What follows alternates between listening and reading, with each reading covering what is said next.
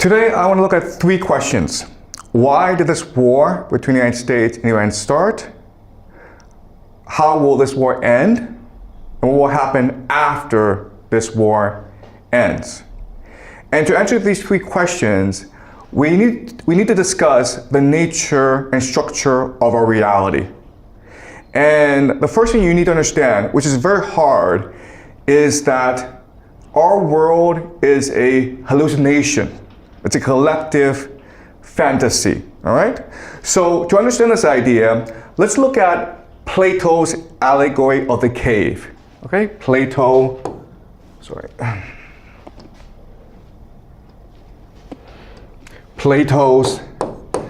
allegory of the cave.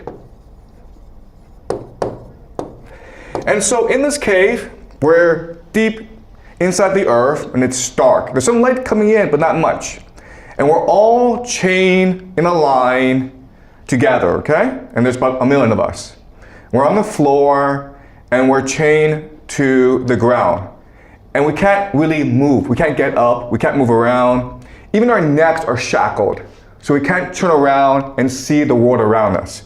Okay, so there's about 1 million of us all sitting down and staring at a wall together, okay? And this wall is blank. Behind us is great fire. And there are people around this fire, okay? We don't know who they are, but they are free to move around. And what they do is this.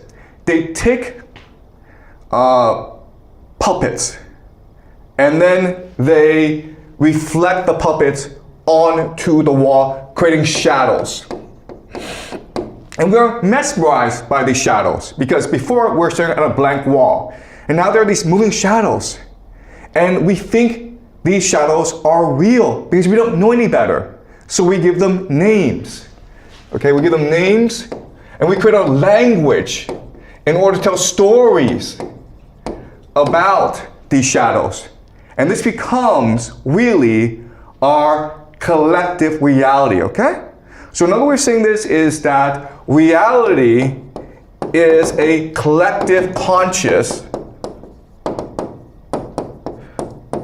which is really a hallucination.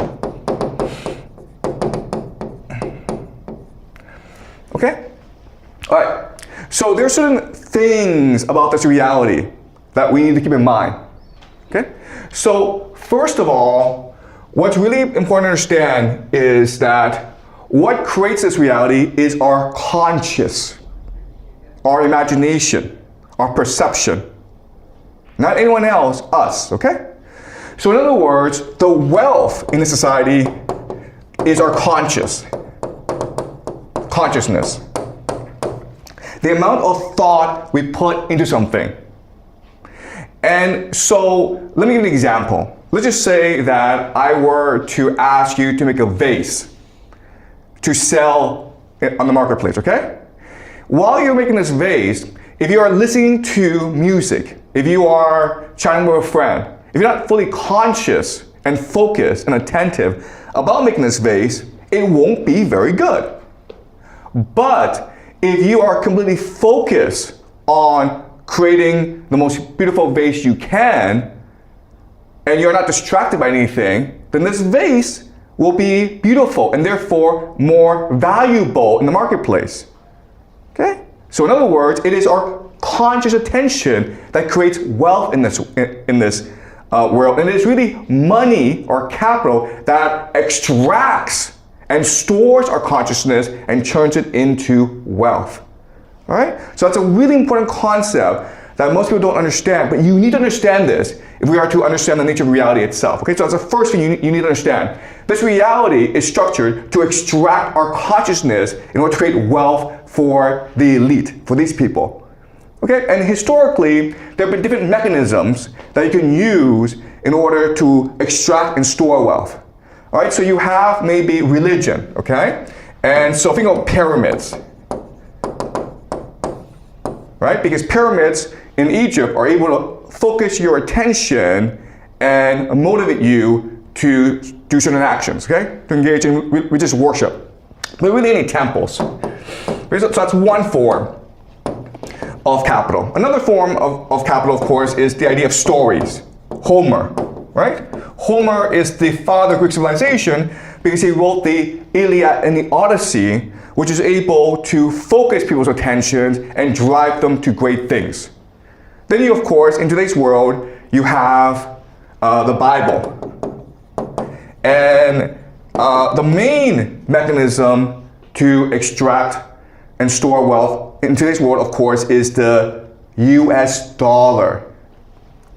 Now, but there's another force that's being created in order to replace the US dollar, and this is called artificial intelligence. All right, so what we'll discuss later on is that there's actually a war going on for the soul of humanity, for the human consciousness between the US dollar, the old world order, and artificial intelligence, the new world order, okay? But I want you to keep this in mind. All right, so that's the first thing I want you to understand. Second thing that I need you to understand is that these people, we don't know who they are, okay? But what we do know is that they don't force us to do anything. There's not enough of them, okay? The way they maintain power is through manipulation and trickery and deception. And we know this because in Plato's allegory of the cave, one day, for whatever reason, one guy decides, you know what? I feel as though this is not the real world. I feel as though there's something outside this cave. So he or she starts messing around with the chains and realizes, these aren't chains. These are just like ropes. I can just like get rid of them. And this chain around my neck, it's like a ribbon. I can snap it off. And he doesn't know why he does this, but he does this. He does do this. And when he does this, they don't even care. Like, whatever, man, do whatever you want. And so he releases himself. He's blind because he's been in the dark all his life, but somehow he recognizes that there's this light, okay, outside the cave. And he is compelled to this light. So he's walking, stumbling to this light. And again, they are like watching him. They're like, we don't care. Do whatever you want, man. They don't stop him. He goes out into the light, and now he's outside, and it's pure light, okay? He's left the cave, and at first he's in pain, and he struggles to reorientate himself to this new world, but then eventually he falls in love with this world. It's a beautiful world, and it's like for him, heaven. And he's like, oh my God, this is the real world. The cave is a fake world that we created ourselves. Let me go back there and tell everyone about the truth. And when he goes back, the elite, don't stop him. Like, whatever you want, man, do whatever you want, okay? So they who are in power, you think they have an army, you think they have magic, and you think that they're evil, but really, all their power rests on our belief in their power, okay? They themselves don't have any power except to manipulate us. Okay, that's the second thing you need to understand. Now, the third thing you need to understand is that even though this is a fake world, people don't know this. They think it's real. In fact, they believe it is so real that they are willing to die for it. So that when this man who's seen heaven, who's seen the truth, who's come back to tell everyone, these chains that you have aren't real. We can break free and escape into the real world. If he dares to tell them this, together they will kill him. Okay, do you understand? So in other words, the reality is a hallucination. It's created by us, but we fall in love with it. We're so attached to it psychologically and emotionally that if anyone tells us it's fake, we kill them for it. Okay? So it's these three things I want you to keep in mind as we explore our world. Because our world is actually just Plato's cave. All right, so let me show you how. All right. So, you need a force in order to create this reality, to chain us together, okay? And this force, of course, is called the American Empire. All right, the empire. Basically, just the military.